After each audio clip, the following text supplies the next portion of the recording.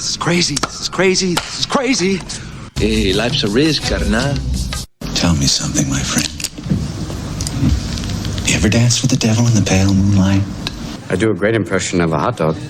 Billy likes to drink soda. So am I to understand that you men completed your training on your own? That's the fact, Jack! Come on, seriously, who is that? I only came here to do two things, man. Kick some ass and drink some beer. Looks like we're almost out of beer.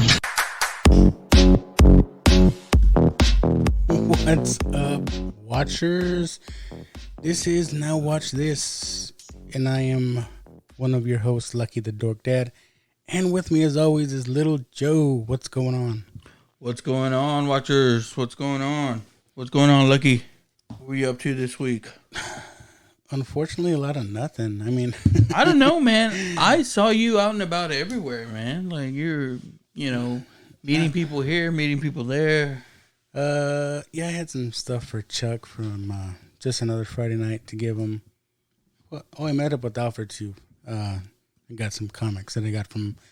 Other than that, like we were off work this week. Yeah, well, you weren't, right? No, you worked this week. Yeah, originally, man, like I thought I was gonna have some time and have maybe a regular 40-hour work week, but no, about Tuesday that shit hit the fan and it turned into a regular work week for me. That's all good. Extra money, right? Yeah, man. I can't complain too much. For those who are wondering, like, what the hell? We work at the same facility, not for the same company, but we are shut down. We were shut down this past week just for whatever. We're starting back up next week. So I was off of work all week, but I didn't get to do anything. 'Cause, like, my daughter had some stuff she had to do for school, for dance, and we wanted to go to the coast, but it just didn't happen. But got to do some, DIY home stuff that the wife wanted to do. I don't know about your list. I don't know about your wife, but I know a lot of wives out there are into all these, home and garden, all these home improvement shows like this, Fixer Upper and Love It or List It and all these type of shows. Yeah, they even I want to say I'm not as big on TikTok as you are, but there's a lot of these TikTok videos going out with like home improvement stuff that you can do it yourself and stuff like that. They sucker you in. They're like, look how easy it is. Yeah, and it's never as easy as it is on the video. Because the whole project gets done in about a minute on TikTok. So it's like, oh yeah, that looks so easy. But we did a little project in our bedroom. We did this accent wall where we put up like these boards, and I don't know, maybe I'll post a picture up. But it wasn't as easy, but it wasn't that hard. Yeah. Oh, good. It's always like when they're like, hey, well, you can just watch the YouTube video and on the how do. Oh yeah, and sure. Fuck. One thing about YouTube, they never show you any problems they run into. They just show you what they do and then the finished result. So, but I'll tell you what, if it wasn't for YouTube, I mean, yeah, there'd be a lot of shit that I couldn't. It's funny how it's like it's the go-to when you want to know how to do something. It's like, oh, let me look it up on YouTube. Somebody had to have made a video about it. One channel that I heard that's pretty cool. Now, I wish I did have the name. Was like, it was a man that realized like a lot of kids grow up, without that father figure. So he kind of made a bunch of videos on how to do like I guess stuff that you would learn from your dad, like changing a flat tire and shit like that. That's cool. That's a pretty cool channel. I wish I had it on me. So we are gonna get into this movie today. I feel a little bad. We were supposed to talk about this movie with Just Another Friday Night, Chuck and Adam over there, and it was my fault. I didn't watch the movie because I thought it was gonna be on HBO Max, and I was like, oh, I'll watch it later, and Yeah, I was like, Now oh, I it's remember. only at the movies. It's only at the theaters. But not anymore. Now it's on Paramount Plus. Paramount Plus, which I heard. I don't know if you heard, but I heard there was like some controversy about like because that's pretty quick that it went from the movies all the way To there, yeah. to streaming. Because this movie was supposed to come out last year, Yes. and I think there was some debate on when it's going to get released and whatnot. But I think there was some people upset. Mr. John Krasinski was a little upset about the time it spent in the theaters. Yeah. They wanted it a little longer. Well, and it made money when it first came out too. I Yeah, mean, because you know? everybody was ready to go back to the movies. Yeah, and you gotta imagine. I mean, we'll get into it as we watch the movie, but there's not a lot of money looks like that was spent making the movie. It's for the most part small scenes in small places. I thought about that when I was watching it. I was like, man, how are we going to talk to this movie? Because there's not a lot going on. Yeah. We're really going to have to talk on this one. Let's just get into it. So, the Quiet Place 2, Part 2, 2021, says, following the deadly events at home, the Abbott family must now face the terrors of the outside world as they continue their fight for survival in silence. Forced to venture into the unknown, they quickly realize that the creatures that hunt by sound are not the only threats that lurk beyond the path in this terrifying, suspenseful thriller written and directed by John Krasinski.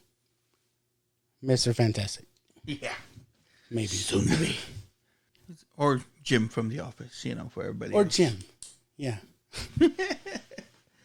And so John Krasinski, he did the first movie, he directed the first movie, and that was his big kind of coming out as a director, and people saw because as we talked, this movie maybe wasn't so expensive. First movie definitely wasn't, and that one made money. First one was just great. Yeah, and it came out, and it's one of those movies that I wish I would have seen in the theaters because from what I hear, it's like the theaters were like real quiet. Yeah.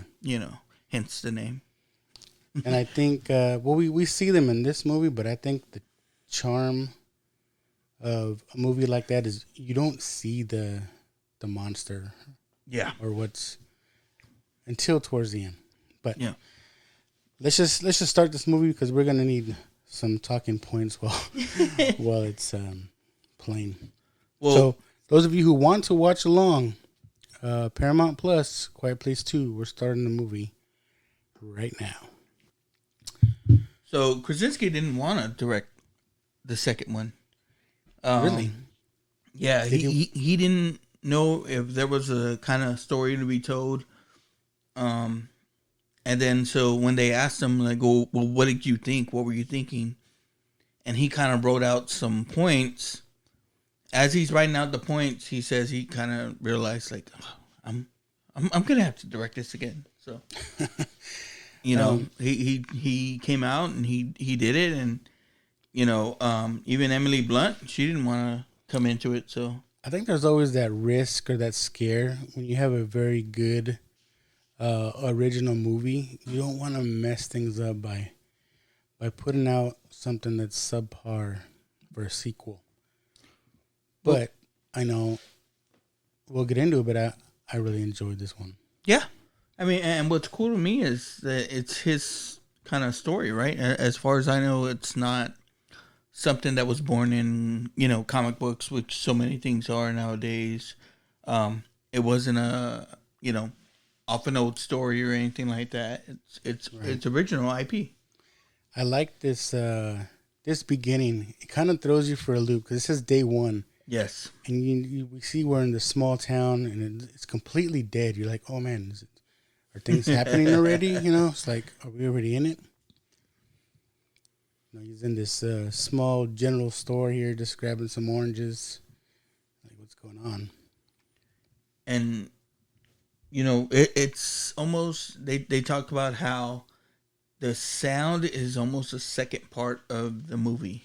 Oh yeah, especially the interaction with the daughter that's deaf. Yeah. Like if I think they want us to feel her point of view, and then just like they go silent. Yes, which is I really really like that. And he said it. He says, you at that point you're listening from her point of view, so you can hear what's going on as she's going on. Yes. You saw right there that he rocked right by the rocket ship from the first movie. Oh, I didn't notice. Yeah, so he walks right by it, and that's the same store that they were in the first movie. The little boy gets the rocket, and as you saw, Yeah. I was saying this has to be a small town where everybody knows everybody, because he went and grabbed these oranges. He grabbed like a gallon of water, and the guy at the register, he's looking at the TV because there's stuff going on that we'll find out soon. And he just kind of like waves him along, and he just takes off without paying for it. So he's probably like, I know this guy. Everybody knows everybody in this town, looks like. Yeah. Because like they showed the town, the whole town looked dead. And then he shows up at this ball field, and it seems like everyone in town is there. Yeah. Like, what? So we're introduced first to his neighbor, who becomes a big part of the movie. They're played by Cillian Murphy. Yes. Scarecrow. Yeah, Scarecrow. Man, he kind of kills it in this movie too, man. I like a lot of almost everything that he does. Like even in, as he did Scarecrow in small parts in The Dark Knight and The Dark Knight Rises, he was still like good, man. I wanted more of him. I always see him as like a bad guy though. I don't know what it is. So like when I first saw this, I was like, I don't know if I trust this guy yet. Yeah, and that was the thing too, like when they talked about like, now you got to worry about things other than the monsters. I thought he was the thing to worry about. Yeah. So we're at the baseball game. The whole family's there. Even what's his name? Cillian Murphy. His name is Emmett in the movie. Yeah. We see he's got kids there too. They're watching the game. Everybody's watching the game. And it's kind of crazy the way this thing starts is, we saw the old man and he was distracted by the thing on TV. And the thing on TV is what we're going to see start coming down here. At the same time, Emmett is there at the game, and he has his radio there.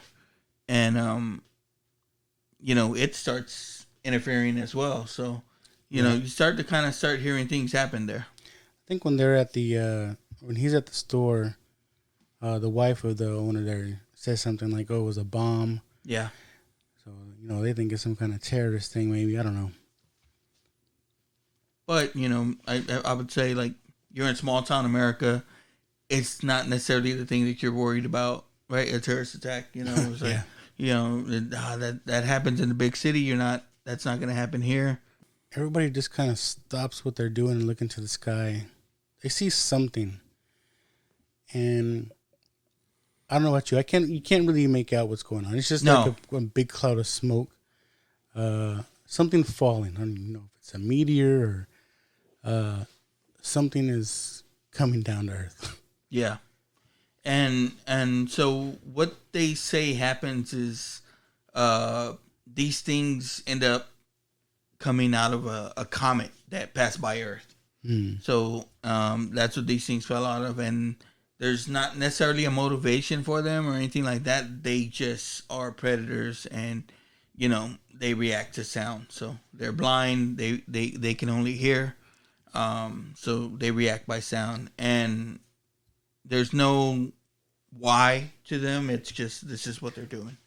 And I found this scene a little bizarre. Because they're in the middle of a baseball game, right? And then they see this thing in the sky, and everybody just stops. Mm-hmm. Nobody really says anything. Everybody just starts taking off. Yeah. And not in a mad dash. They're just like casually walking away. But I thought it was just kind of odd how they're just, nobody said anything like, hey, game's over. nothing. They're just like everybody just starts leaving. I'll tell you right now, here in San Antonio, there'd be some asshole coaches trying to keep the game going. Like, hey, they walked off the field. Hey, we win, right? I just thought that was a little bizarre. And I see one there, but right now, like you would see everyone with their phones out as well, right? Yeah. But I mean, again, I don't know the year they're supposed to be taking place. It had to be pretty recent. Yeah. Even though it's a small town. Yeah. And this is, I think what Krasinski said was the first real stunt that they did. He said, other than that, like, you know, they didn't have to do too much. Yeah, that comes out of nowhere. Yeah. It's like everybody's driving away. He just kind of casually walks over to the cop that pulls up, starts asking him, hey, so what's going on? And then boom, it's like one of these creatures just crashes into the car. And here's this old horror movie trope, right? Where it's like every time you want to get into your car don't start. Yeah, he's like, come on. Come on, bitch. But, I mean, you know, I think they kind of did this scene here. This is supposed to be a one shot. There's not a lot of cuts in it. I mean, it's not exactly Henry Hill and Goodfellas, but you know, it's pretty kick ass the way they do it. This here, it's like, oh man. You know, I didn't realize it until you said it. It is a one shot. Mm-hmm. I mean, that had to have taken some time to set up. Oh yeah, unless it was CGI, but. No. I mean, of course, the creature coming out, yes, but the actual bus, that was a stunt. Because she was driving forward, cars flying in front of her, and then the bus comes and she's got to start going in reverse. Yeah, that was a pretty wild shot. I mean, it shows you, man. She could be Mrs. Fantastic very easily. I think I'm hoping she's just lying to us, but. Supposedly she came out recently and said that she is not going to be Mrs. Fantastic. Oh. That doesn't mean John Krasinski's not going to be, but you know, she was originally picked for Black Widow. I think I heard that somewhere. Yes. So, you know, even though this is a sequel, I really like that they did this and showed us how it all started. They talked about going into this movie, or even after the first movie, a lot of the questions were like, what the hell? Like, where did this all come from? How did it all start and everything like that? And they wanted to try and answer that question.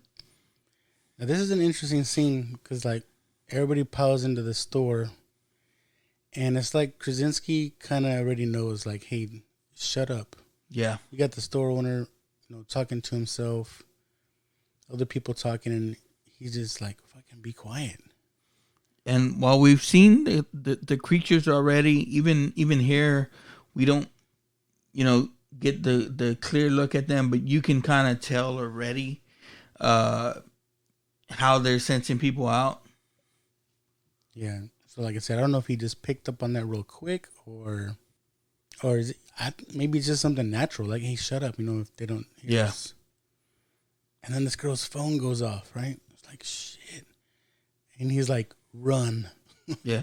And I wonder to me, it was like they're already sensitive to that because of the daughter's being deaf.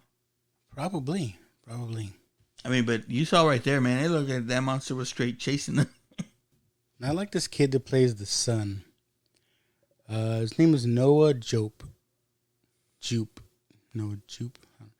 But just because that's my son's name, Noah. I don't know. But people say he's a better version of Dustin from Stranger Things. Yeah, they do look a little similar. Yeah. But I like this kid. I don't know if you've seen Honey Boy. No. With Shia LaBeouf. It's loosely based on. Oh, okay, and so on his life. Yeah. So he plays Shia. Pretty much. That's not his name in the movie, but Yeah, and that dude's a little good actor. He was also in this. Was it a series?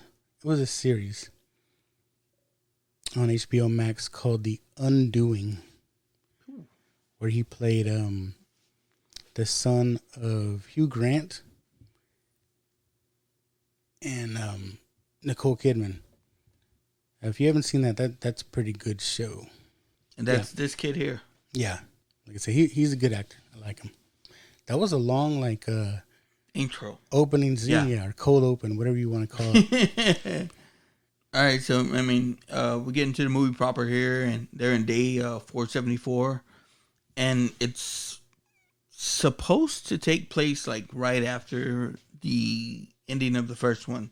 But if we saw the ending of the first one, when she shoots that last monster, it triggered other monsters to kind of converge on where they are. And we don't kind of see that happen, but it's the son, it's the daughter.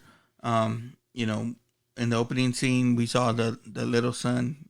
He's not around no more, so it's just them three now. Yeah, this has to be like directly after, because the barn's still on fire. Mm-hmm. Man, what gets me is like they're always walking barefooted. Yeah.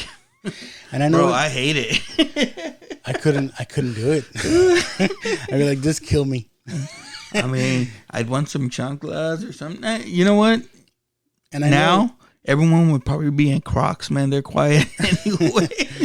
Yeah, and I know it's because it's, without shoes, you walk quieter. But that'd be hard for me. I got sensitive footsies, man. My patas hurt. But this is they've probably been doing it for years at this point in the movie, for a while. Because it's 400.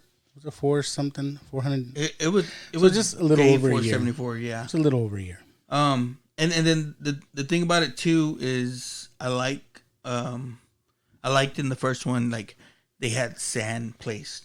Yeah. Where they can go. And I don't know, it just shows me that someone was fucking prepared or whatever, I heard people complain that, that's a little convenient and stuff like that. I don't think that's the case. Yeah, there had to have been some prep work. Yeah. And at that point, because for better or worse, we all kind of lived in this pandemic where we were stuck at home, We're at home, you kind of did things, you found things to do. Yeah, start podcasts. Yeah.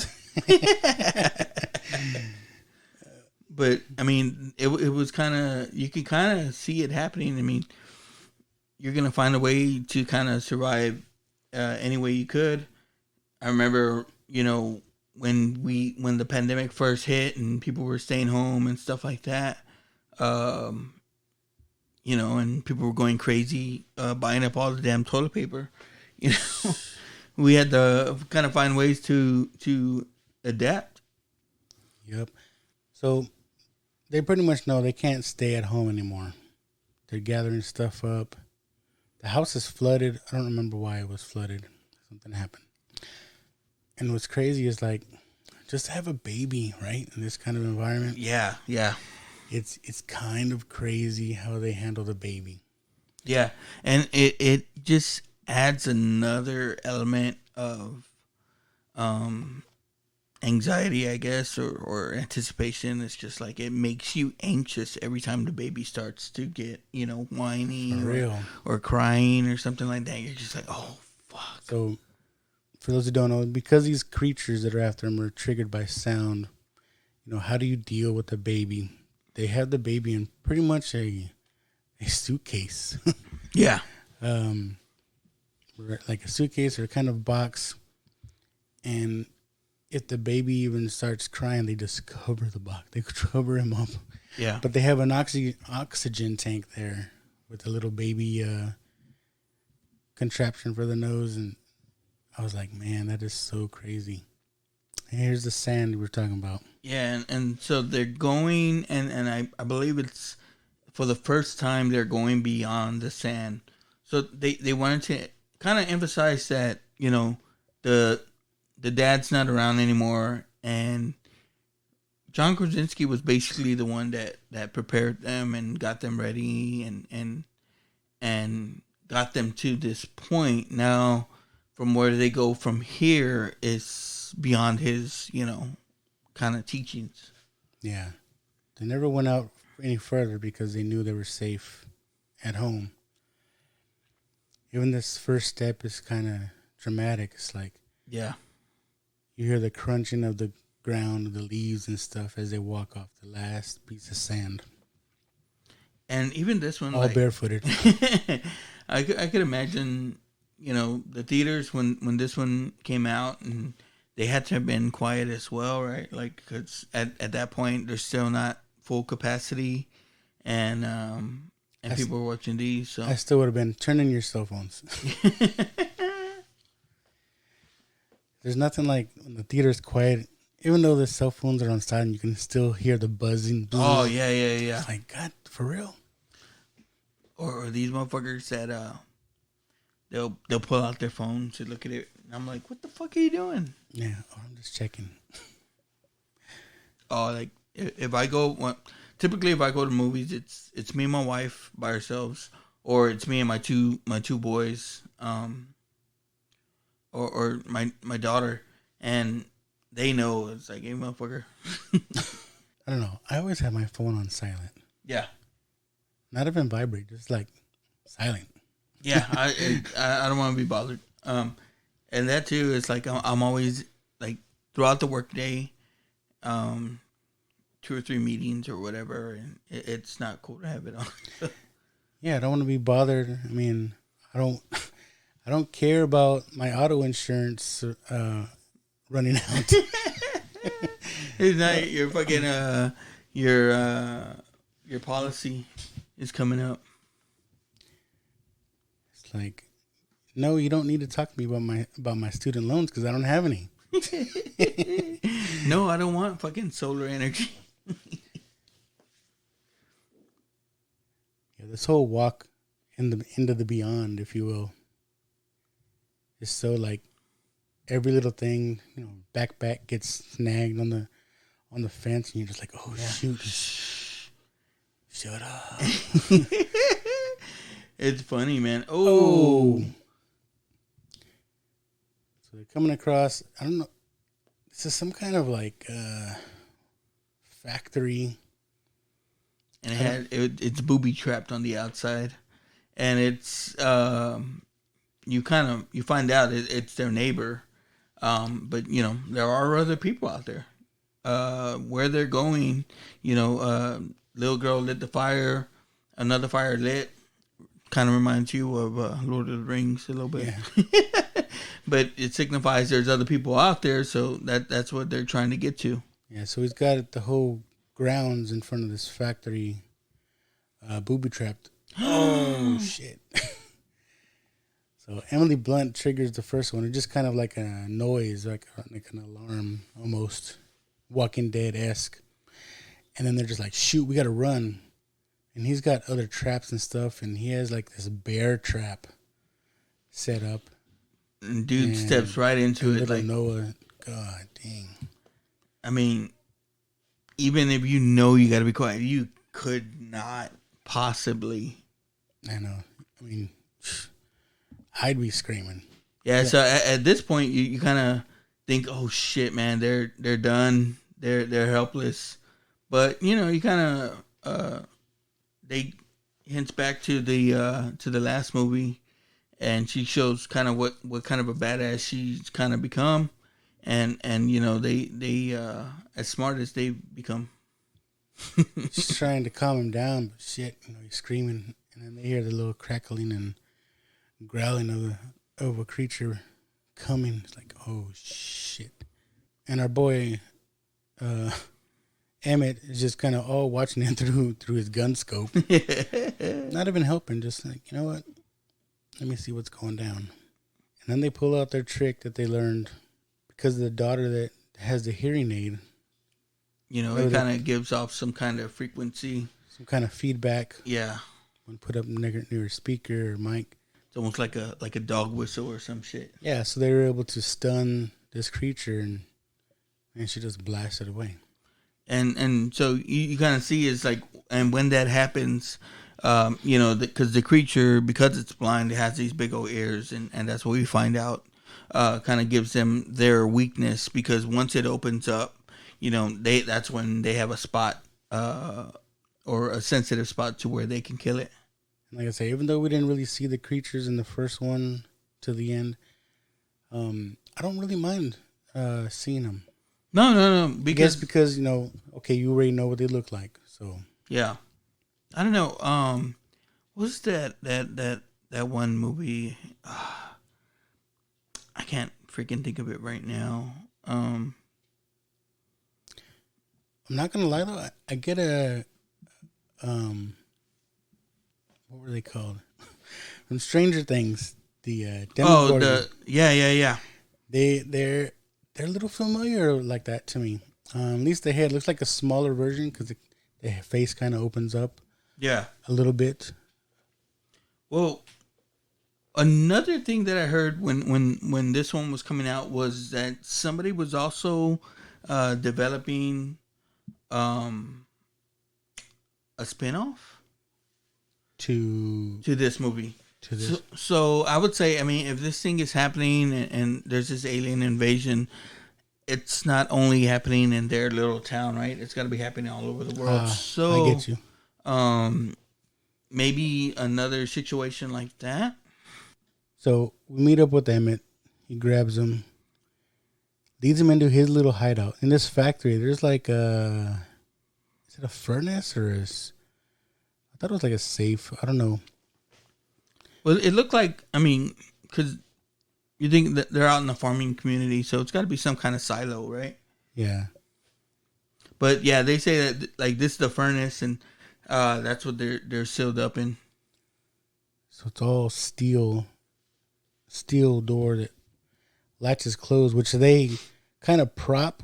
Mm-hmm. They put like this towel or rag so the lock doesn't lock completely and they're not trapped in there. Yeah, because this is a airtight. Yeah, it's airtight. Which we find out because whenever they're in here, they have sets a little alarm after so long that lets them know, hey, I need to open up the hatch and get some fresh air in here. It's like, bitch, you have a baby? I know, right? She's asking, did you see the fires? And he doesn't want nothing to do with them. He's already given up. He's like, you can stay the night, but then you guys got to go. Yeah, he does not want to help them. Or, he's saying that he can't. There's not enough, not enough supplies go around. He cannot. Because we know, like I said, he had a wife and a son, at least one that I'm aware of. And we can tell that they're no longer with us. Yes. In this movie. It's just him. So he's mentally he's done. He's like, he don't care. Oh God. Oh man. Homeboy's leg in that bear trap. That would mess up anybody's day. Those bear traps are fierce. And I would say, I mean, that's smart, right? Like he's set up, man. He's set up. He doesn't want anybody around, anything like that. You can tell he's hurting because, like, he has these drawings that he's done of his son, like, all over the place. Yeah. Keeps them with him. Find out they're in other places of this warehouse. And so he too, he had a sick wife who passed. And so, he's just there by himself. And like I said, he has no intention of really helping them. Until he kind of, gets to know them a little bit more, or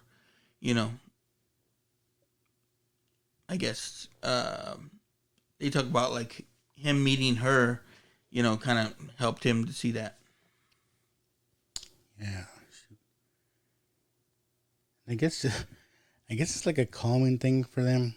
So he's, the son's knocked out with this bear trap wound. And the deaf daughter puts the earphones on him and just starts playing static.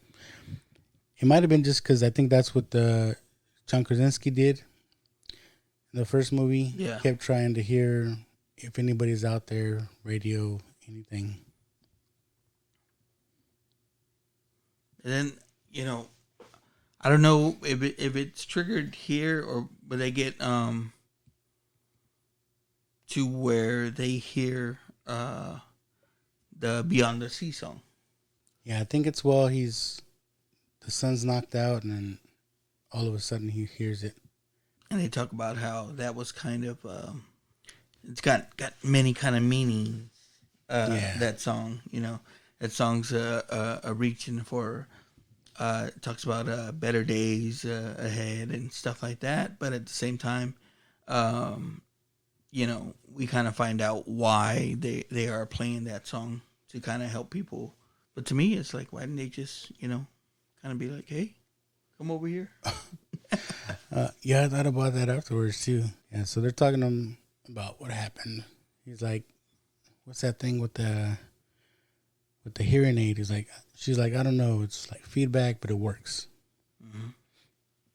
And, but because that's relatable, right? Like, even, remember when we talked about, we've seen like the Hulk, when they try to kind of fuck him up, they used those speakers and they use those shock waves or whatever. Oh, yeah. They talk about like the government developing fucking weapons that fuck with your ear frequency. You kind of fuck you up that way. Dude, there's so many things.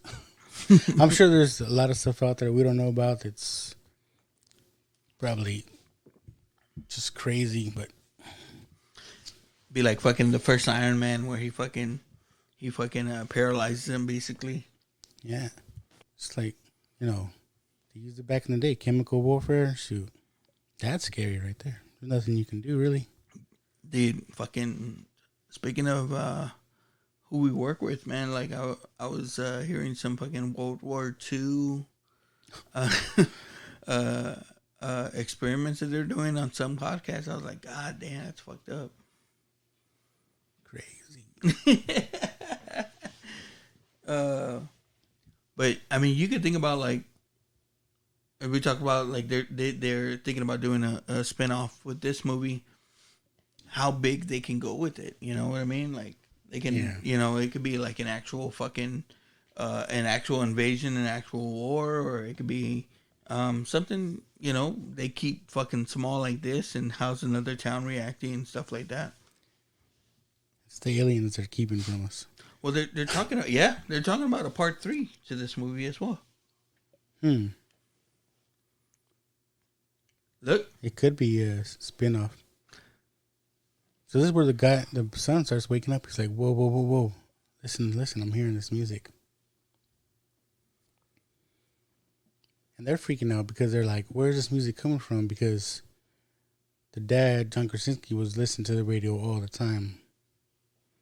And then it's like, have you heard this? He's like, yeah. Like it's the same song playing over and over again.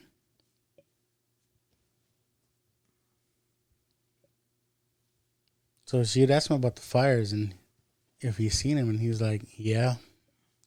It's like, you never thought of coming over? He was like, nope. And he's fucking, because he's pretty, you know, they talk about like these people that are doomsday preparers and stuff like that. Some of them are like, hey man, I'm gonna stay by myself. You know, I'm gonna protect my shit. Don't fuck with my shit. Don't come around my shit. Yeah, like I said, he's giving up on people. Yeah. One of the reasons he didn't go towards the fire is like he doesn't want to find anybody else. Because unlike this family that's been, you know, sheltered in their house this whole time, he seems to know, or at least have run into other people, and he's like, the people that are left are not good people. Yeah. They're not worth saving, he says. And so, you know, he's even looking at it as it you know, could be a bait and switch kind of deal. Yeah. Where, you know, they're just trying to get people to go out there and, you know, they rob and kill them. So he's like, no way. Yeah. So they're kind of deciphering the song, they're saying the song is Beyond the Sea. And so the daughter that's deaf is like, you know, it means something else. She's like, where's the signal coming from? And I think she figures it's on like a little island, right? Yeah, and either she kind of like finds a way, or not finds a way, but kind of figures out where, you know, it's got to be coming from somewhere. You know, we got to go find it. And it's not a song, it's a signal. Yeah, and so it's kind of, they're just deciphering it, and so she finds out, you know, well, it's out there, and where it's coming from, you know, is out in the water. Yeah. It's like it's an island. Again, you know, none of us would have been fucking smart enough to figure that shit out, bro. And it's so convenient, right? Like she based on the radio signal, she figures out, she has a little book saying, oh, well, this signal is coming from this tower located at this direction. It's like, I'm sure that's something that John Krasinski must have had already. She was just smart enough to bring it, I guess. Because how else would you know that? Yeah, and then, well, one of the things that like I said, they kind of talked about, but I didn't see this too much in the movie. Again, maybe I gotta rewatch the first one a little bit more. Is they had learned a lot from John Krasinski. So him being, I guess, prepared in all this shit, I don't know how, but he was the one that kind of taught her everything about this, like, led them to this. So the daughter's like, you know what? I know it's a signal, and I'm gonna go. She's like, if it's a radio station, we can do my hearing aid thing and just kind of broadcast that whole sound. And that, I mean, for me, that where you could see this leading into a part 3. Yeah, you know what I mean? To where they broadcast that signal out, and now, kind of like in Signs, you know, the world has a way. The world has a way of fighting against these things. It's kind of similar to their weakness, I guess. Right? It wasn't Signs that were water, wasn't it? And so she took off, dude. And you know, she puts on there, keep it, and it comes up. You know what I mean? Like where he finds out, you know, that she did get there or whatever. Spoilers. Oh fuck. Yeah, so now Emily Blunt's telling Emmett, you got to go get her. Yeah. He's like, look, lady, y'all came into my area just like a woman, crying, please. Oh, fuck it.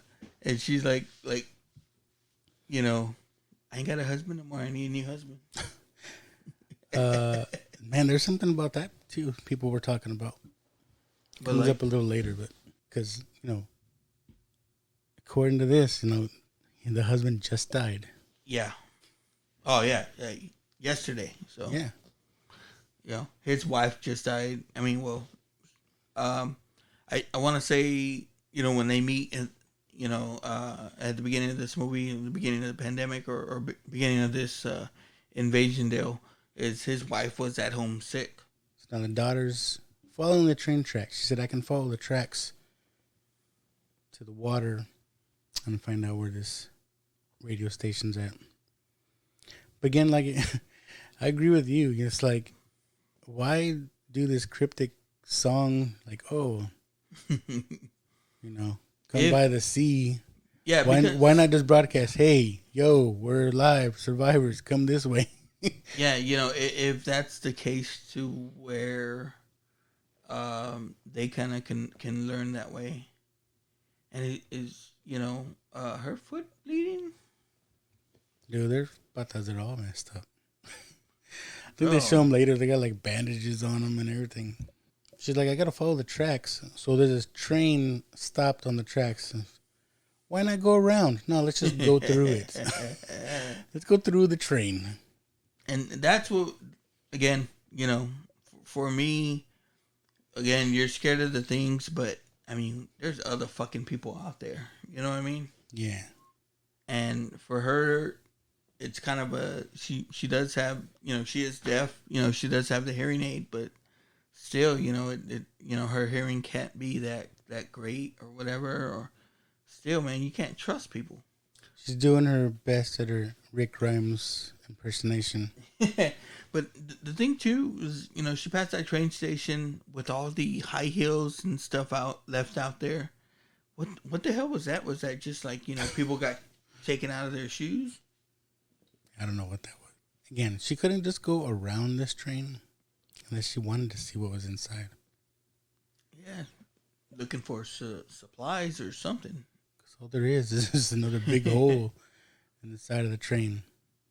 And you start to see, because you don't see it at all in the first one, but you start to see the kind of way these things kind of took over, and everything you see is like, you know, people dead here or there, stuff like that. It's like, you know, there's not a lot around, and that train is fucked up, man. They had to have come out, and either people died on the train crash, stuff like that. This is not something I would be doing. I always think it's like, it must fucking stink in there. Think about these dead corpses, you know, just all these dead bodies sitting around. Just had to be stank. Oh shit! I mean, I get what she's trying to do. She finds a little closet in this train. There's a first aid kit hanging on the wall. She's trying to get it off without making too much noise.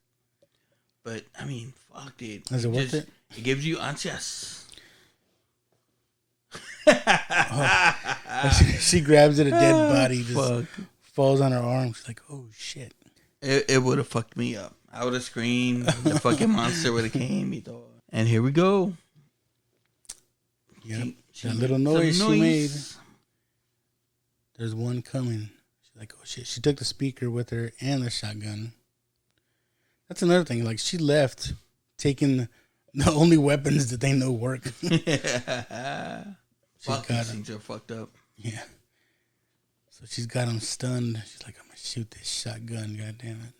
And I wonder, it's got to be, it's like, in the first one, they didn't show them too much. They did show them, but they didn't show them too much. One of the reasons had that been is like, I mean, one, they didn't have that big of a budget. They had a little bit more budget here, which, yes, helped them or whatever, but they, you know, it's like, hey, man, we got some money to spend. Yeah. We can make one of these motherfuckers. She shoots him and just barely nicks him. She's like, shit, I need to pump this shotgun. She gives up because the gun gets stuck, and Emmett comes to the rescue. What? Fuck. He's probably like, now let's get the hell out of here. And, you know, I kind of liked this pairing. It hinted at it in the beginning of the movie where, you know, they're sitting there and he's trying to talk to her and he's telling her, or he's asking her, hey, how do you say dive? Yeah, how do you say dive? And she tells him or whatever. Yeah, because they were watching the baseball game and he wanted to say, you know, dive, like slide. Yeah. And I like that, man. That's pretty cool. I felt that coming back though. Like, that's coming back. He's trying to talk to her, saying like, yeah, we need to get the hell out of here. And he's like, shit, you can't hear me. So she tells him, enunciate. I'll read your damn lips. And it's crazy because, I mean, it's almost like, you know, when you're trying to translate or even talk to somebody that you know, it's speaking a different language, it you know, over here it's communication is key and you can't communicate. Even that one Theo that don't speak no English, yeah. It's like, oh shit. What are you saying, Theo? At least you can say, beer. When the Spanish just comes out all fucked up, it's like, what the fuck is he saying? What the fuck's Theo saying? I don't know, bro. Just fucking get him a beer. It's fine. He talks in whistles. Hey, pero. I like that part where he's like telling her, I'm gonna take you home. And she's like, bitch, what home? Yeah. And, you know, she's trying to fucking tell him, like, bitch, I ain't for the weak. I'm trying to save us all. And she becomes, you know, the little hero of our story here. Yeah, I like this girl. Yeah, man. And that's what John Krasinski said, too. Is because, I mean, you know, they luck upon her in the first movie that she's, you know, such a good little actress and stuff like this, even though, you know, she's deaf, of course. Yeah. So, you know, thinking about the second movie, it's like, you know, he wanted to kind of showcase her a little bit. Yeah, you know, kind of let her star shine. And you know, she comes out the heroine here. Yeah, so they get into it like, you know, what the hell are we gonna do?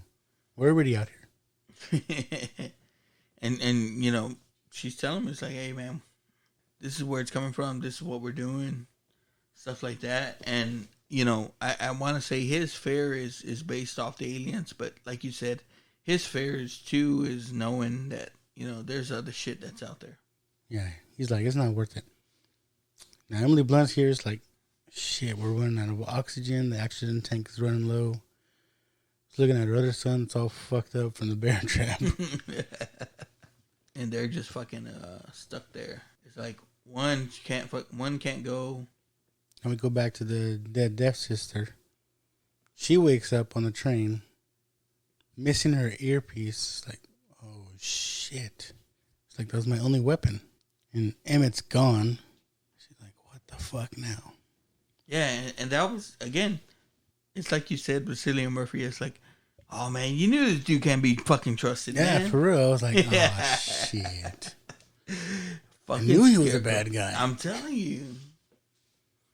Even in that one fucking Kevin Spacey movie, he's all fucked up. What gets me, it seems like he hasn't been gone a day. Mm-mm. Right? And he just, I think he just magically shows up, if I remember right. Well, too, it's she's got a, you know.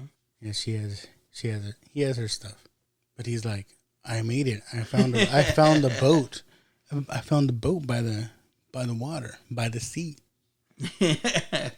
It's like, and so it kind of comes out right like that. It's like science. You said like, these things they're not good around water. what gets me is like, it seems like he wasn't even gone a day. Mm-hmm. It didn't seem like they took a day to find this guy. No. I mean, if they did any kind of real exploring, they would have known, or they could have hit the water within a couple of days. It's not like they had to go on this long journey. And that was you would have think they would have found that by now. Yeah, and because she's telling him that, you know, he's like, this song has been playing for 4 months, and she's like, no, my dad would have heard that.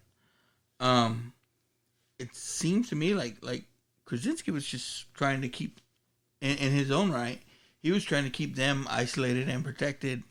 I mean, maybe it was because the wife was pregnant and you know, I think the way he explained it was something about like the way the valleys are, maybe the signal didn't get to them or something. But right there where he is, it picks it up. Emily Blunt's like, I need to go find some shit for us.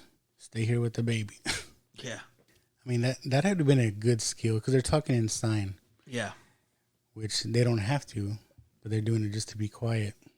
And, you know, it shows you how, like, a family who does have a person with that disability, how they all have to kind of learn that skill and in order to interact with each other and it helped them. It's yeah, like, it helps. It's like if they didn't have that daughter, where would they be right now? Yeah, and it kind of showed how having that, you know, disability, you know, however, whatever it may be, how it almost became a strength for them. Yeah. It's like, God damn it, I got a babysit now. Like any teenager, right? Fuck. And I don't know, this kind of bothered me too. It's like, how's this motherfucker wearing boots and they have to be barefooted? Like, I would have been like looking for shoes or something that's on my supply run. Man, even just acting, I would have been like, He'd be like fucking Die Hard and get some fake feet over here. Or fucking Lord of the Rings. And so she's coming up to, she's going into the town to get the fucking supplies. And of course, she has to come across the spot where her youngest son was taken. I'm telling you, the sun's out. That fucking cement is hot. And she's just walking. No, I'd be like, can I get a stunt double? Every fucking car I'm passing by, is there shoes in there? This is the part that people were kind of talking about. So, like, I know this is where the son died. Mm-hmm. But people were talking about, the husband just died. And when she leaves this place, she leaves her wedding ring. Mm-hmm. It's like, is that... People were kind of upset about that, saying, would you really do that? But I guess, why the wedding ring at the son's spot? I guess that's the only thing, right? The only place she could do something like that. Yeah. People were just saying, oh, that's your husband forever, this and that.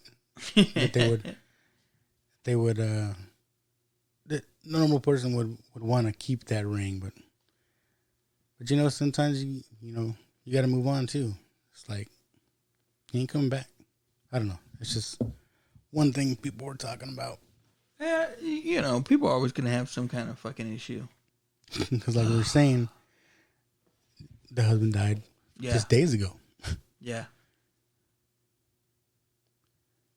Maybe that was just her way of letting go. But too, man, the thing is, they didn't even, there wasn't a proper goodbye to the husband. That's what I'm saying. Maybe that was just her way of doing that. And I guess that's a spot for all. Because, obviously, the husband had been back there before to make that. And, it has the pictures of him there. So, you can see it. I would think at that point, people are just kind of nitpicking a little bit. But, it's like, does he have to put the baby in the box right now? It's like, why? Do you have to cover him up right now? While he's fucking not crying? It's like, whatever chance they get, put him in the box. I don't know, but, fuck, dude.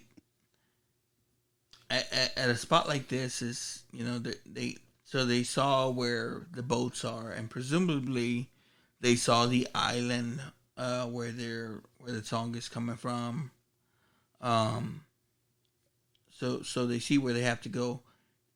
That, man, just walking through a little town like that, and either not seeing anybody or just seeing like all the spots, presumably people could be hiding to fucking, kind of come at you. That shit gives me the fucking creeps, bro. Yeah, what are you doing? Yeah. Fuck that. Like, I wouldn't walk in the middle of the main street to go down there. If I'm walking through there, I'm kind of, maybe creeping through the back way. And, we know it's not a zombie apocalypse. Yeah. It's an apocalyptic event. You would think, whatever survivors raided any kind of place, and the mom's going to go try and find some oxygen tanks. Well, she goes back into the same place that they've been. So, I don't know. I would presume that the husband had already taken all the oxygen that they could from there. You would think so. It's like, if you don't know, it's like, shit, where am I going to find oxygen tanks, really? In this kind of... Right, you go to the dentist or something? Give the baby laughing gas. Yes. Or you just get him high. So, yeah, he won't feel nothing. This is fucked up. Yeah, this is kind of weird. They're not bodies, though, right? The youngest son, Noah, I don't know his name. That's his real name. He's exploring this kind of factory or warehouse, whatever it is. And they're just like fucking jumpsuits hanging. Yeah. It's kind of weird. Kind of dummies, I guess. I don't know. But even at that, it's like, she's only like, I would be taking all the shit. No, that peroxide, bitch, you need that. Let me get the gauze. You need that peroxide. Why not get the fucking peroxide? I just think that place would have been raided already. Yeah, cleared out. Because even if it's not them doing it, someone came through the town. Yeah.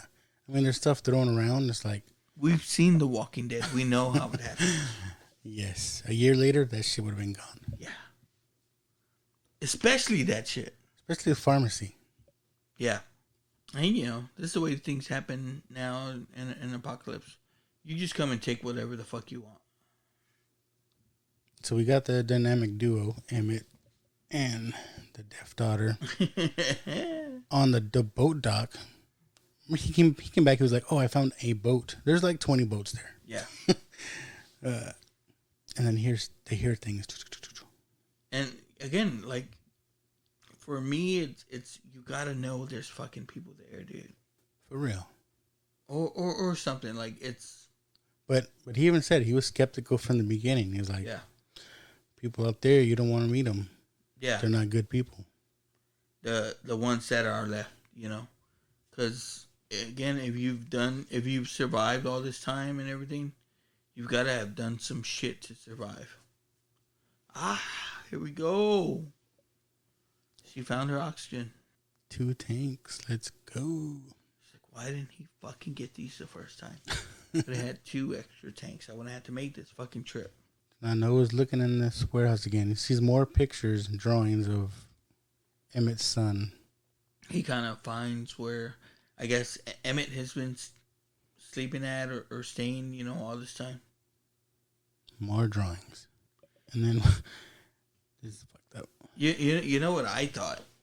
I was thinking a little fucking Walking Dead type deal. The governor? You know, I thought it was going to be like fucking, He's gonna have it turned out Emmett was fucking like, not Rick Grimes, was like the friend. And they were going to find out that Emmett was the dad of the baby. You can't protect her, Rick. Oh, man. Fucking duped. Emmett sees this little girl on the dock. Oh, shit. There's so much going on right now. Yeah. They keep jumping back and forth. Yeah. He goes to see this little girl's okay, and she fucking jabs him in the throat. With a fucking knife or some shit. And then he's like, oh, shit. We're surrounded. I mean, we had Noah looking around, and he's gets scared. There's a fucking dead body. I'm guessing that was his wife. Yeah. It's Emmett's wife, man, that you know, he's kind of had there. So you kind of can see how he's been living this. I mean, it's you know, whatever it is, not fucked up, whatever like that. But, you know, he's been living this existence, you know, hiding there. Again, it would have been stank up there, you know. I mean, that's on. Mama's on the way back now. We keep jumping around. Mama's on the way back with the oxygen. You know, the son's still there. Emmett and the deaf daughter's surrounded now. They got captured by this group.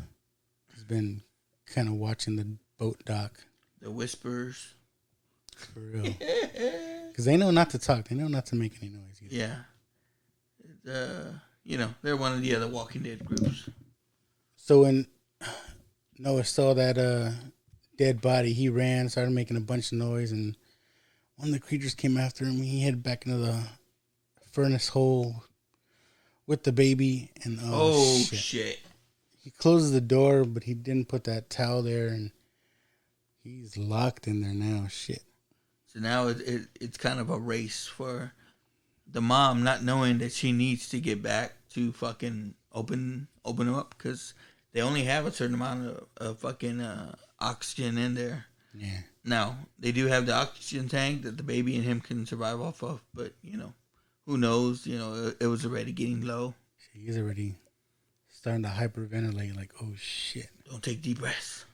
That's one of the scariest ways to go. That goes with me along with drowning. It's like, I think, man, not being able to breathe, that's scary to me. Yeah, you ever get that? You get that shit, or you don't. You get like claustrophobic in small spaces. You know what I mean? That just scares me. Have you ever had the wind knocked out of you? Yeah. Oh, it's the ugliest feeling. You're like, I can't breathe. You can't catch your breath. Breathe.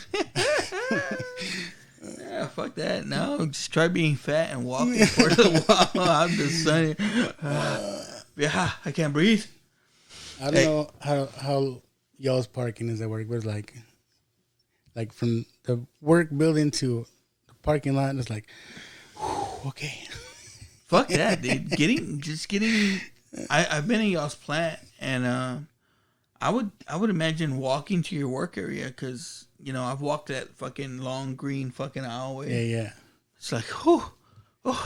Fuck. Yesterday, we got out and we went out with Chuck from Just Another Friday Night. Nice. He met us out there, or he went out there with us, and where we parked at, you had to go pay for your parking, and then you have to get that fucking tag and put it back in your car. And since I was driving, I was the one that made those trips, man. By the second trip, I was just like, oh, fuck this shit. Man, this is the part that kind of broke my heart, man. Yeah. So he's trapped in there with the baby. The baby's got the little oxygen tank, which is running out. And, he's fucking hyperventilating and stuff. And, it tore me apart. When he took the air from the baby, I was like, oh, shit. And the baby's just screaming. Yeah. And then we get to the, they're cutting back and forth between this scene. The mom does get there, but, of course, she sees why they're locked up in there is the monster. But I love that there's just so much going on. Yeah, they're cutting back and forth, and so Cillian Murphy is there, and or Emmett's there, and they fucking tied fucking bottles to this motherfucker so he can make noise if he moved, and that's fucked up. Yeah, but they're walking along the dock, and he comes back, right? He does the sign for dive. He's telling that girl, dive in the water. Yeah. I'm gonna do something. And the fucking so he triggered the fucking monster to show up, and these motherfuckers didn't know, man. Hey, this motherfucker's crazy. He don't give a fuck. Yeah. So she jumps in the water, starts making a bunch of noise, stabs this guy, so he screams. All these monsters start coming while they're safe in the water. And she showed she made it to where these motherfuckers, she made a little fire and that thing just walked straight through the fucking fire like he didn't give a fuck.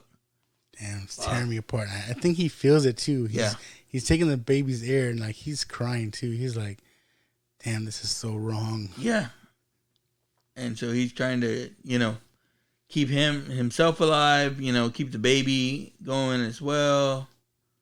Oh fuck. And he's fucking it's going back and forth. Emily Blunt, man, like she's just fucking like going back and forth, going through this monster, and there's times she's fucking there. You kind of see, she's a little bit of a badass, man. Yeah, and she got lucky. Like the fire alarm, the sprinklers went off, so it's making a lot of noise. She was able to dance around this creature. Yeah, okay. As we saw in part 1, the creatures their hearing is affected by the running water. Oh, fuck. She's like, man, she opens up that furnace. It looks like the baby was passed out. Yeah, both of them. I think he, when, as he was going down, he put it on the baby there.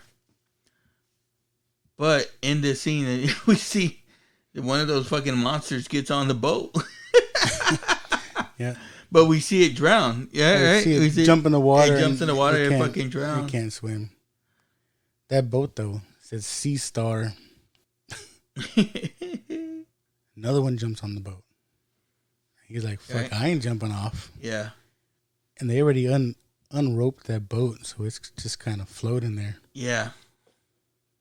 And it's kind of a fucking we're gonna see what happens to that monster. Yeah. Oh shit! He saved the fucking thing.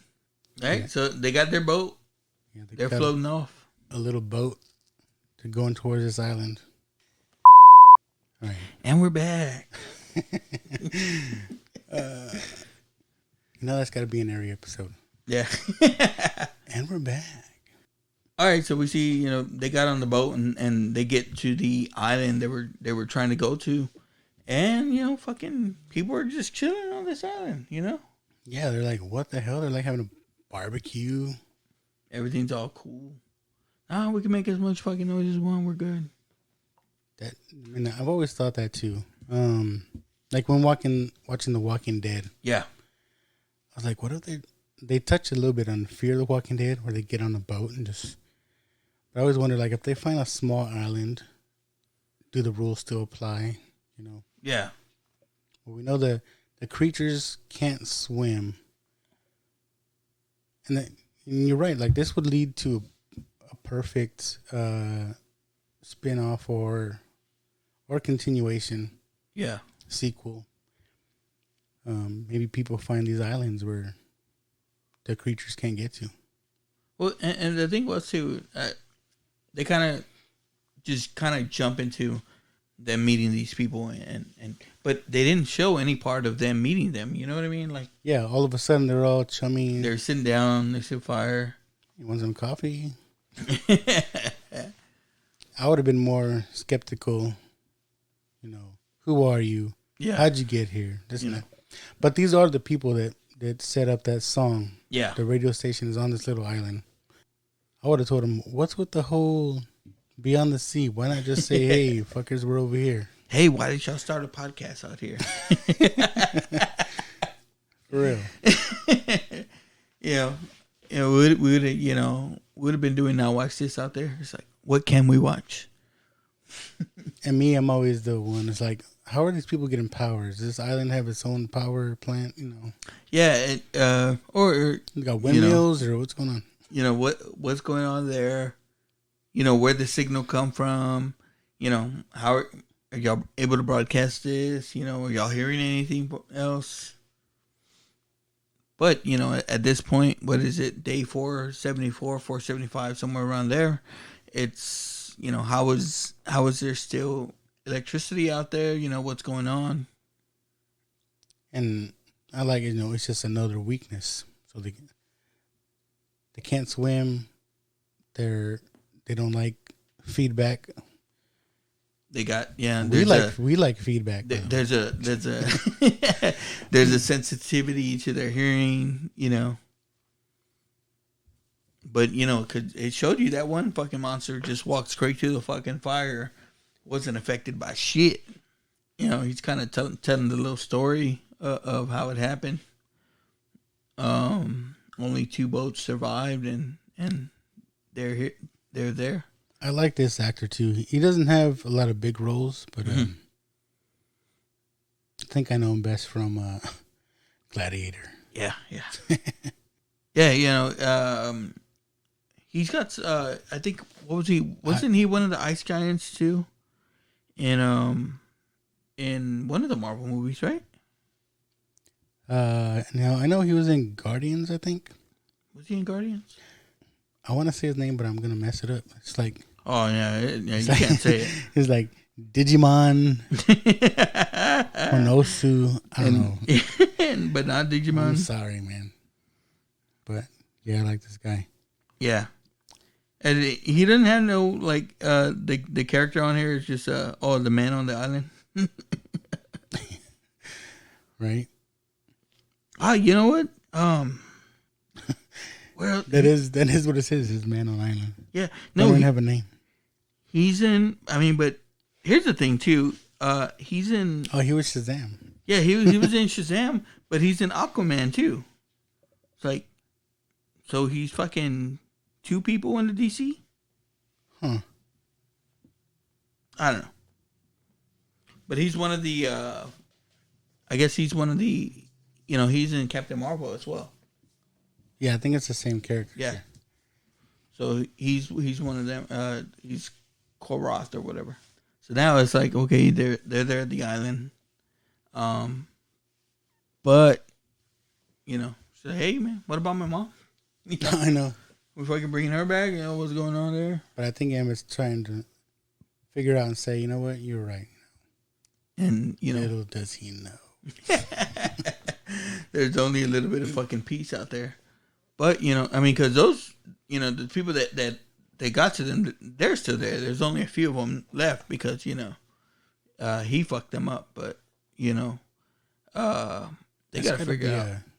A good feeling though. You just fucking, you can let loose. You know, what I mean? You don't have to be all quiet and shit. Well, there's still that other boat that was floating out there. Yeah. Here he's just kind of thinking to himself. Opens up another picture he did of his son. Well, that was the picture that he took from her earlier. But I think he's like just kind of realizing, like, man, I can breathe. Maybe things are gonna be all right. I don't have to give up. and that was the thing. Like when now they're at this island, not every little noise kind of is something. You know what I mean? Yeah, but he hears this little rattling. He's like, "What the hell is going on over here?" All these people on this island are just think everything's just fine and dandy. And he fucking sees it. See what's making the noise? It's fucking Sea Star, the fucking boat. Oh fuck! Drifted all the way to the island. He's like, now he's just like fucking telling people, run. So she's kind of showing. I guess they're at the where they're playing this fucking song from. He's like, shit. He's running to get to everybody. Get inside. Get to the chopper. Hey, they're like, oh fuck. Oh shit, there it is. Boom. He's running to warn people, and boom, it's just attacking people. And it's only one of them, you know. Yeah, it's just that one that made it across, and everyone's just chilling there. He goes for the kids, of course. It's like, but hey, not like how this dude is just like all calm. Like, yeah, I would have been like, motherfucker, you you brought this creature over here.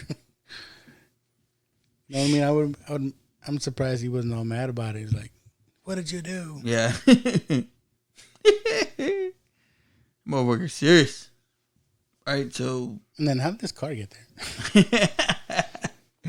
That was the thing too, is I guess this island was already kinda, you know, had stuff there and there's everything. houses and stuff. So presumably it's I wonder if it was like a campground kind of place. That's what it looks like. Because it looked like little cabins, right? But it, you know, it has a radio station there.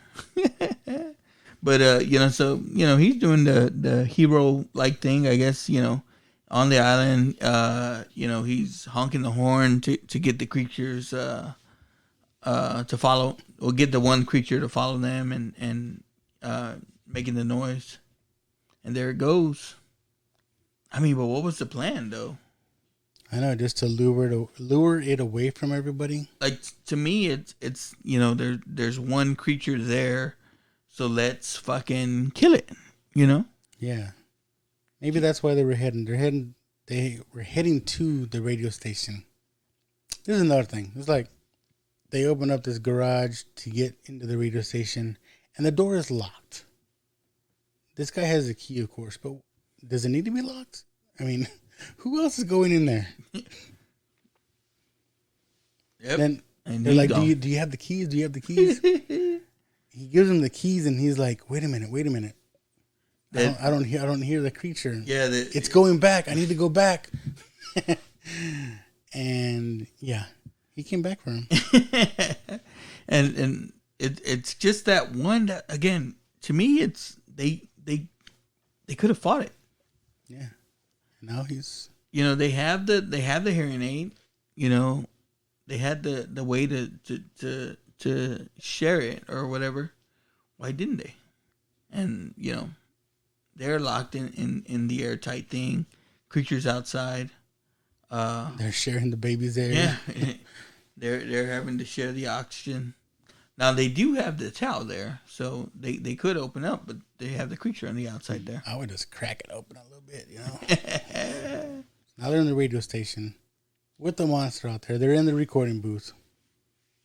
And she's like, shit, let's do it. And I don't know, man. I don't know if I could survive in this type of deal, man. Like, one, my bones crack every time I fucking walk. The creature would hear me. For real. You know, you can't fucking fart out loud because the fucking creature's there. And, you know, I can't help that shit. It's like, fuck, man. Well, you won't be eating much, so how much gas you gonna have? Yeah, you would have some. You know, because then, you know, all there is to eat is fucking, maybe there's just some milk there or something, you know. You're eating dairy. You're all fucked up. Some Euro cheese. Lactose intolerant, and that's all you have to eat. So now you're all gassy. It would happen, bro. See, she could have done that, right? Just crack it open. Why waste that oxygen? Just let it air it out a little bit. Now that motherfucker's got to be there still. Because, you know, these things are hungry, right? You're thinking, you know, that seems to be their only, I mean, mission is to eat. You know, they're not after anything. Yeah, you don't see them just chilling. It's like, I would, man, the fucking spinoff would be is that, for me, is another fucking planet had these fucking creatures on there, and they weren't good for shit but eating. and they sent the fucking comet to Earth to be like, fucking, we're trying to get rid of these motherfuckers too. This is a crazy scene when I was looking at it. So they opened a little sliding window to get into the actual recording booth. Yeah. No shoes on. But, like, it seems like there's all kinds of stuff for her to knock over. There's a phone. There's, like, things loosely placed. There's a cup there. There's, like, a pen right on the edge of the desk. It's like, oh, my God. There might as well be some fucking Legos for her to step on. Oh, fuck.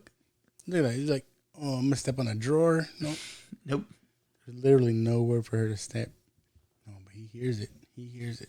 And it's like, it's got to be hard because she's completely unaware of any of the sound because of her being deaf, you know? It's fucking, it's crazy.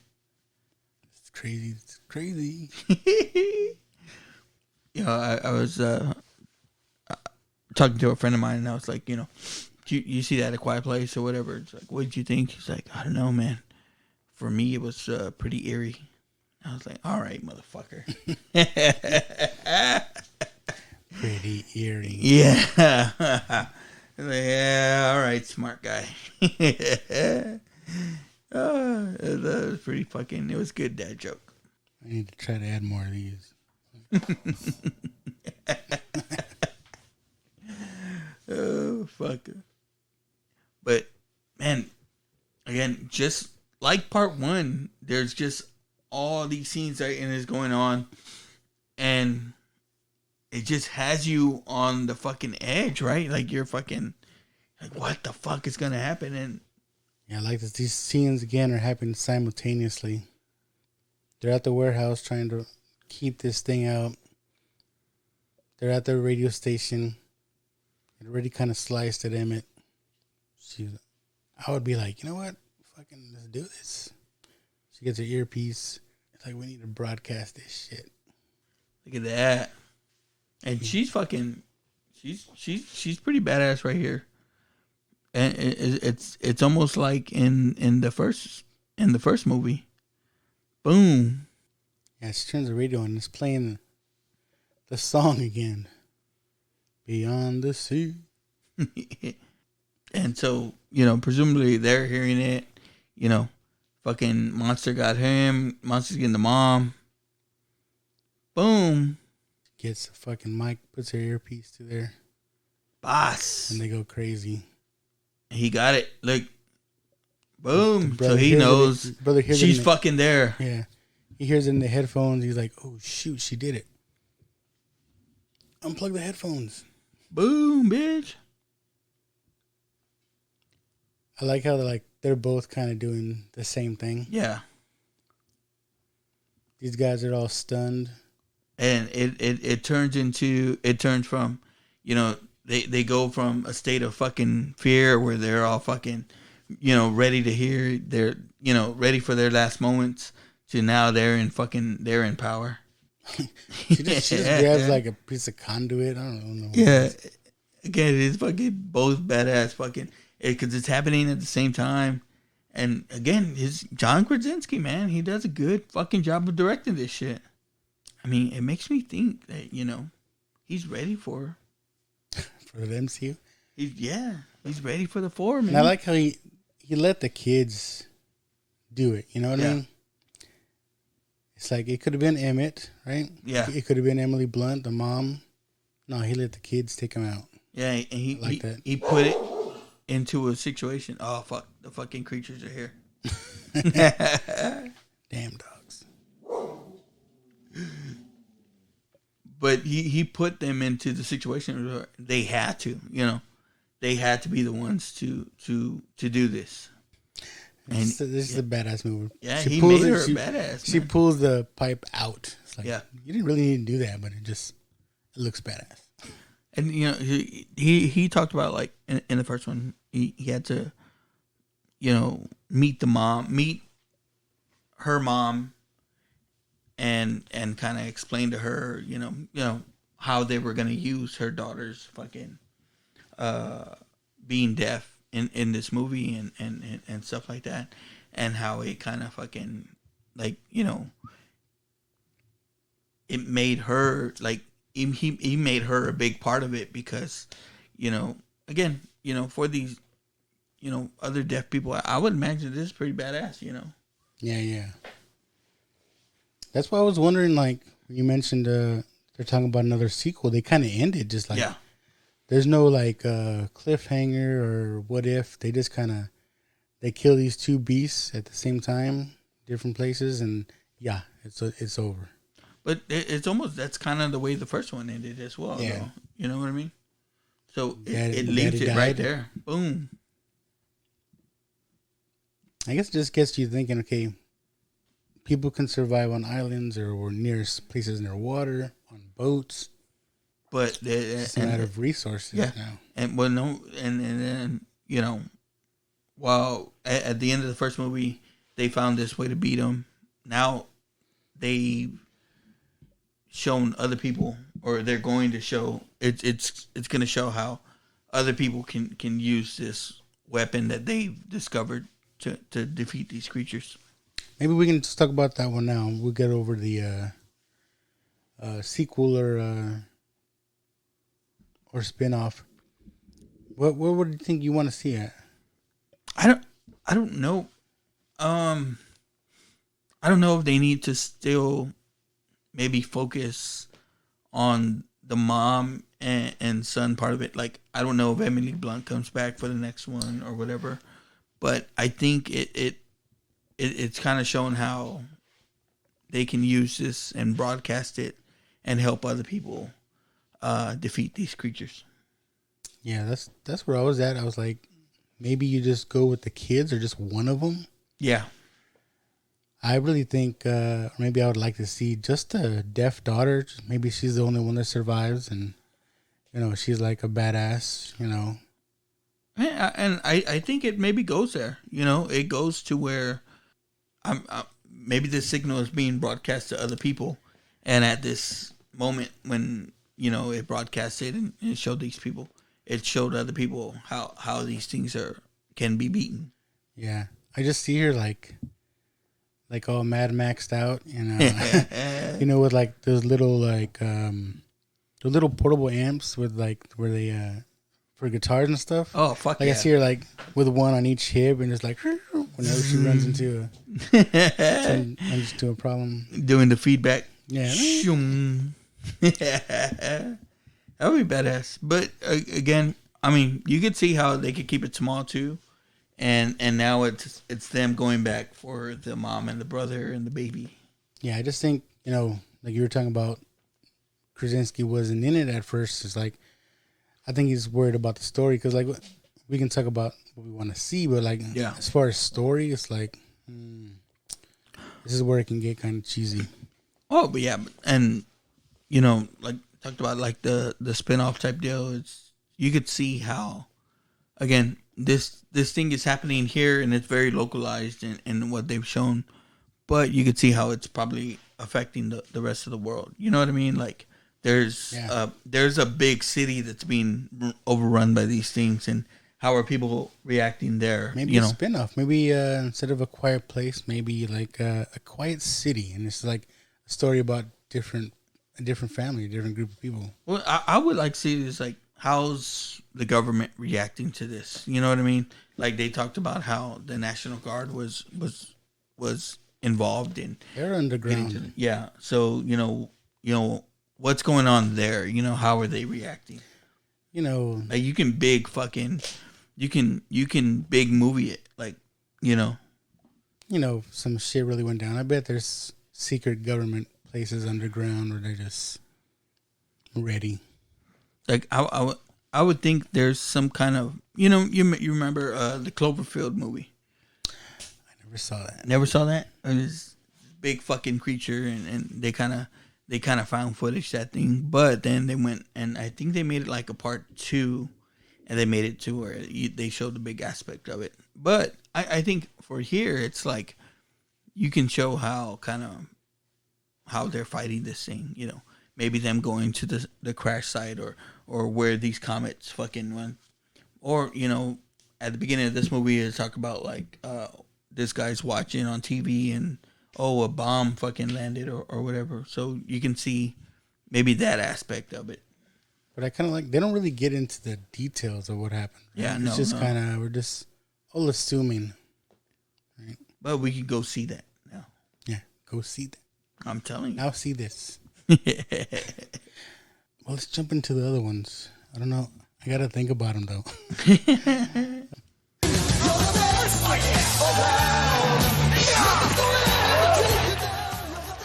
What was your best favorite part of this movie, man? Well, I had 2, but that one shot scene in the intro, like I hate to say that, like, my favorite part of the movie was the first part of the movie, because it makes it seem like it wasn't good after that. But no, the first part going into it, man, like that one shot scene was awesome. Yeah, it was. Like it's hard to beat. For me, I like that it was more about the kids. Or at least the focus was a little more on the kids.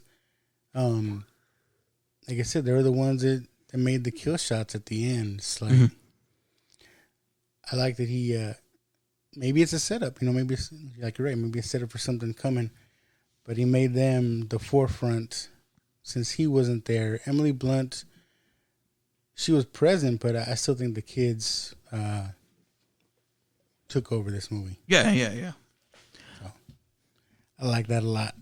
No, it like I said, it made this deaf girl that nobody knew a star. You know what I mean? Yep. Let's see. Surely you can't be serious. Surely you can't be serious. What's the worst thing? I don't know if I would. I guess I still got to think on this one. I think maybe for me, just how awkward it seemed, in my opinion. Like I said, when they first saw the meteor, whatever in the sky, nobody mentioned it. Nobody even said anything. They just left the baseball field. They're like, we got to go. Yeah. It's a little weird. I would say, and it's, maybe us doing this podcast or just in general, some of the stuff we listen to or watch. There's a part of it that it's kind of like we need some exposition, right? Explain to us. So we've become a little critical or cynical in that aspect of it, and it's kind of the way we all are now. It's like a fucking need or a thirst for this knowledge. You look for stuff. Yeah, and I started noticing it like when I started listening to the how was this made podcast I've told you about. Yeah. But they purposely watch bad movies to so they're always looking for that bad aspect of it. Now, I didn't find a lot of things to be critical of, except for, there's a lot of exposition that could be filled that, it's like we talked about. It's like, how did the daughter know this? You know what I mean? Yeah. And so then you're left to imagine that in the first movie, because it does show him going through some stuff with her.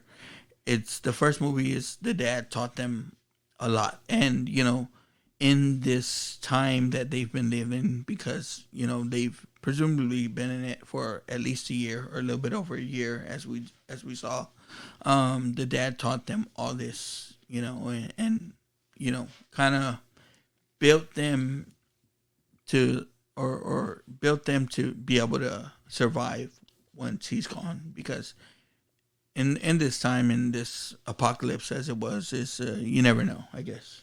Yeah, and sometimes we don't need to know everything. Yeah. Because remember, from Renaissance Man, he who increases knowledge increases sorrow. Yes. We are gonna always go back to that. I always got to bring something back. Along those same lines, like there's things, like you said, we're always looking for things. I think Marvel, the MCU, kind of messes up. We're always looking for these little Easter egg things and picking up callback. Yeah. So watching this, I mentioned it when they're talking about, how do you sign? What's the sign for dive? Like, I knew that was going to come back. Oh yeah. I knew it was going to come back. But it's hard not to do stuff like that and be not predictable. I don't know. But it's good too. At the same time, it's like, you know what? It's good to call back shit. But I think that's just for us movie geeks, because your average Joe out there, your average grandma, mother-in-law, whatever, they ain't gonna pick up on that shit. No, I didn't even notice that. Yeah, they're like, just there to my watch the movie. Yeah. But we know. Yeah. Just because we like that. And that's good. They put that shit in there for us because they know us nerds, Yeah. Yeah. They know we're going to say it. Like, we've been conditioned to fucking watch for this shit. Yeah. I think that's just us as a people now. Like, we like calling people out on their shit. You know what I mean? Like, I knew that was going to happen. I knew that. You ain't fooling me. I knew Yeah. And then, we kind of, we're there, we're watching them with our wives, and we're trying to tell them, hey, this was because of this, and this, and this is a callback to this, and this, and this is homage to this, and this, and they don't give a fuck. Yeah, I tell my wife that, she's like, whatever. Yeah. Shut up. Yeah. It's like, this was a callback to this fucking classic horror movie that was made like in 1968, and and then they don't give a shit. That's why we had to make this podcast. So that that was an homage to this, and like, shut up. Whatever, it looked cool. Whatever. So that's why we made this podcast, so that we can share our stuff. Yeah, we can just the talk shit about our own stuff. Yeah, the shit that our wives don't want to listen to from us now, y'all have to. So you're welcome. What else we got here? If I can change. And you can change. This movie can change. Is there anything you want to change in this movie? It's honestly, it's not a lot. Like I said, I like that they put this out. I like. I'm glad Krasinski came back and made it. It's written and directed, it said. And like I said, I like that it's its own original kind of fucking thought. You know what I mean? Yeah, because there's not a lot of original stuff. Mm-hmm. And this, as much as I like reboots and stuff, it's like, yeah, but like everything's a callback to something else or stuff like that. And as much as you do like it, it's like I like the fact that it wasn't born out of something else. Right. It came from an original spot. Because nobody has original ideas. Like our latest one, Space Jam. Oh my god. Oh my god. Did you watch it? No, fuck that. I ain't watching that shit. So, you watched it? My kids wanted to see it, and I was like, it's on HBO Max. They're like, no, I want to go to the movies. So, Oh my God, you went to the movies to watch Well, this? we went to the drive-in. Oh, okay. So Over here in it's- New Braunfels? Yeah. So, that's something. They wanted to go to the drive-in. Yeah. And I've been wanting to go to the drive-in too. I probably would have got suckered in that way as well. I wanted to see Black Widow or Old. Old just came out. Yeah. But it was my son, my youngest wanted to go. He was like, I don't want to see that. No. Yeah. I was like, fine. Let's watch Space Jam. So, what was showing with it? Boss Baby. Oh, fuck. Yeah. Yeah.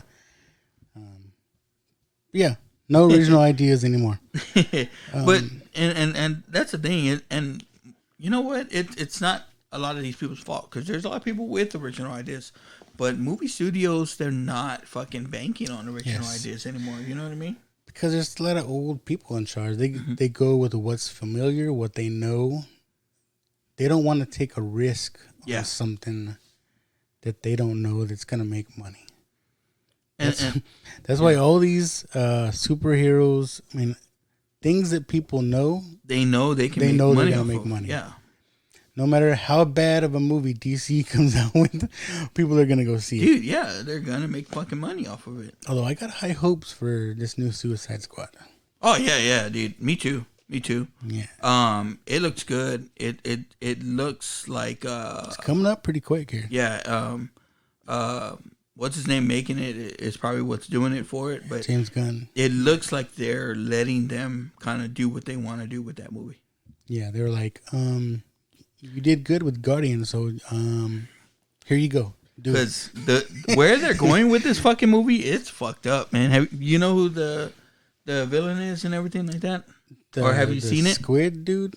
No, it's like a squid. A sea star. Sea star. Yeah. Again, from the boat, the sea star. Hey, yeah. The homage.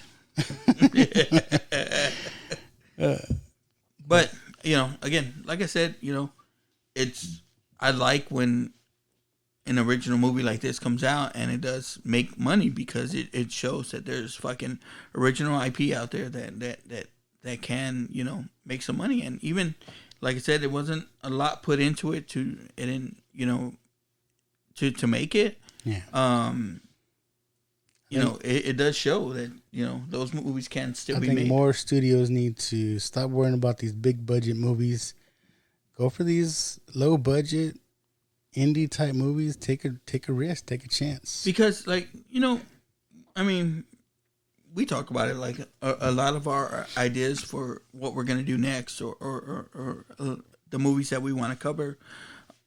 It's like, man, it's like we're doing a lot of 80s movies and stuff like that. But that was a time when they were taking chances on making these movies, Right. A movie like The Monster Squad gets made and, Monster Squad. Everyone kind of is always like, man, that movie was awesome. Why didn't they make more of it or stuff like that? These little movies that were made, Killer Clowns from Outer Space, stuff like that, they wouldn't be made in this time because, there's nothing behind it. You know what I mean? Like it didn't, come from somewhere. It's not part of some fucking movie universe that can be used and stuff like that.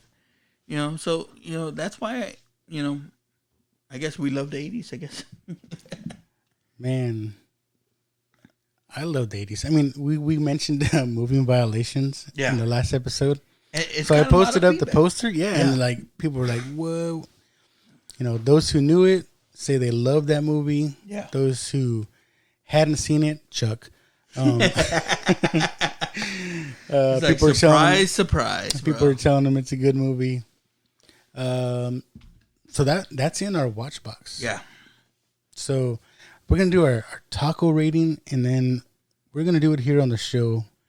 We are gonna pull from our watch box, but let's get to our tacos. Do you think when we pull from the watch box, you should go live on TikTok? So.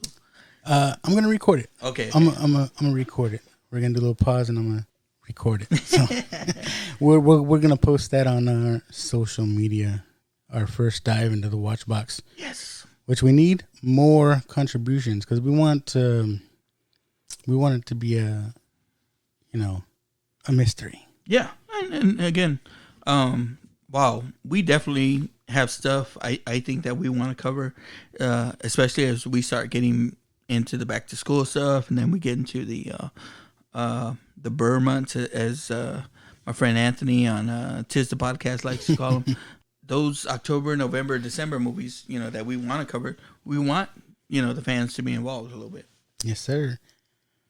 I like this movie, and I'll give it a good fucking 3, 3.5, 3.5 tacos, and these are good tacos. It's not, it's, I would give it like a fucking, almost a mini taco rating, because it's like, it's one of those tacos that it comes from, it's not from this fucking chain of stores, it's from the taco truck down the street, bro. And, some people like it, some people don't, but, you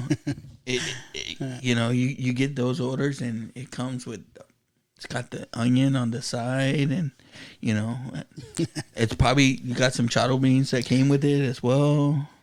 I wanted to say like day old tacos because it's a sequel and it's not as good as the original. But it's not that bad as day old tacos. No. These so, weren't. For me, they weren't reheated in the microwave. Maybe that's what it is for me. When you buy breakfast tacos for the family, everybody gets their fill, and you got that couple tacos that are left over. It's like, I'm gonna eat those now. Yeah. You got to check with everybody. You good? You good? You want any more? You sure? I'm gonna eat them. 3.5 leftover tacos, only because it's not as good as the original. It is good though. It is a good movie. It's always gonna be good. But sequels always, there's always something left to be desired when it comes to sequels. But this was a really good one. Oh, I like that. All right, give us a minute. We're gonna do that. We're back, and we're gonna get into our watch box. And we're back. All right, watchers, we are here. I got the camera set up so you can watch us pick our first pick out of the watch box. Yes. So we got all of your. We got suggestions in here. Yeah, all your suggestions so far. We want more. Some of the things that we want to do, but we want this to be about the watchers. Right? Yes. So we do have. I did throw in the Batman movies in there because we want to do Batman at one point or the other. So here we go. But Joe, our first round draft shook up the watch box, and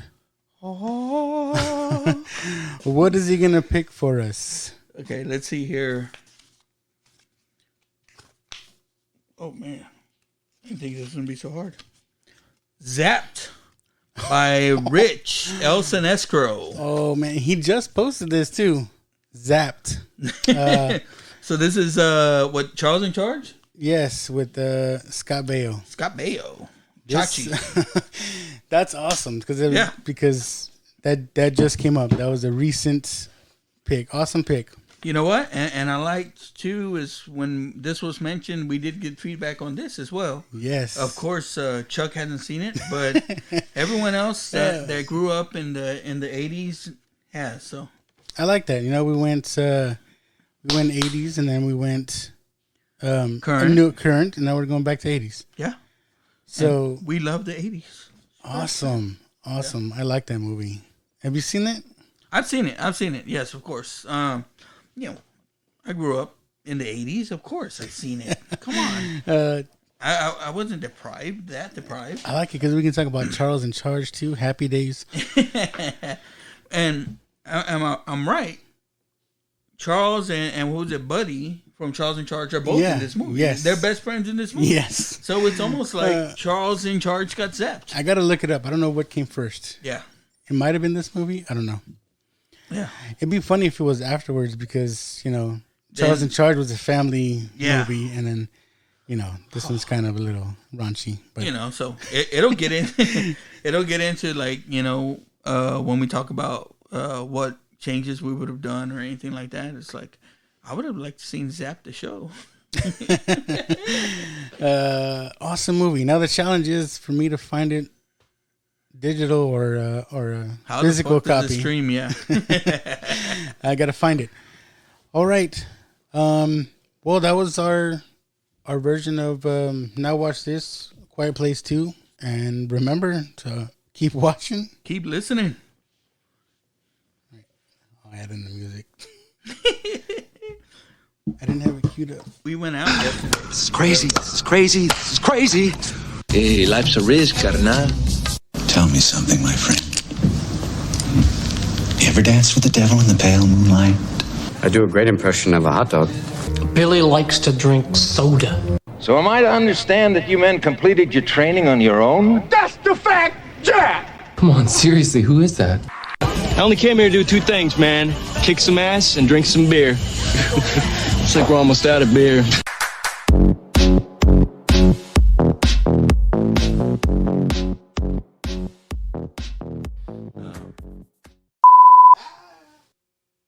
Oh, we got another. Mervin just put in another recommendation for the watch box. So we'll add that before we choose one. I figure since we don't know what we were gonna do, pretty much we'll pick something out of the box. So I also put in all the Batman movies. Okay. Because we always say we're gonna do them, but you can add. Mervin just added the Burbs. You ever seen that? So I just kind of put the title of the movie and then who recommended it, Okay. and just fold it up. And it's Mervin. I'm just gonna start recording because we'll just start it because I had this all set up different. Because I was doing a little intro for. I don't know if you heard my sister, my cousin. It's a little rant. Yeah. Did you hear it or not? No, I didn't get to watch it yet, but I saw the video or something you put out yesterday. Yeah, I put out a video. This is a little clip that I was recording of them when we're in California. But yeah, they wanted to do a podcast, and I was like, "Well, what do you want to talk about?" And they're like, "I don't know." It was fun though. I mean, you could even tell them even our podcast is we get on and we talk about movies, but I mean, really, before we just talk about nothing. Yeah, it's a show about nothing. They were drunk. They were just kind of talking about California, Texas, and everything in between. Looks like you told me before too. Yeah. When I came back from and we recorded after WrestleMania, I've been drinking most of the night. All right, let's just get into it, I guess. Let's get quiet. Let's do this. Another thing is this movie. When I was watching it, went by pretty fast. It was a quick watch. Let's say an hour and 37 minutes. Everything kind of just kept going. It was boom, boom, boom, boom, boom.